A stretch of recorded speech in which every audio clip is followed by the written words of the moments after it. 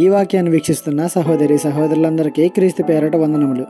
ఈరోజు వాక్యం ద్వారా దేవుడు మనతో చెప్తున్న మాట, తన యందు భయభక్తులు గల వారి యందు, తన కృప కొరకు కనిపెట్టు వారి యందు యెహోవా ఆనందించువాడై ఉన్నాడు.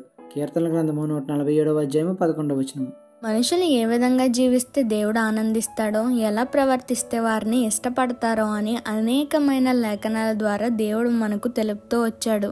ఇక్కడ ఈ వాక్యం ద్వారా కూడా చెబుతున్నారు, తన యందు భయభక్తులు గల వారి యందు మరియు ఆయన కొరకు కనిపెట్టుకుని వారి యందు ఆయన ఆనందించేవాడుగా ఉన్నాడంట. మన భక్తి మరియు ఆయన కొరకు కనిపెట్టుకునే విధానం ఆయన్ని సంతోషపరిచే రీతిగానే ఉన్నాయా? ఒకసారి ఆలోచించండి. ఒక తల్లి తన బిడ్డ తన మాటను తూచా తప్పకుండా వింటే, దానిని బట్టి నడుచుకుంటే ఎంత ఆనందిస్తుందో కదా.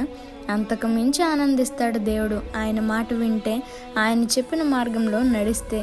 మరి దేవుణ్ణి సంతోషపరిచే రీతిగా నడవడానికి ఇక నుండైనా ప్రయత్నిద్దామా?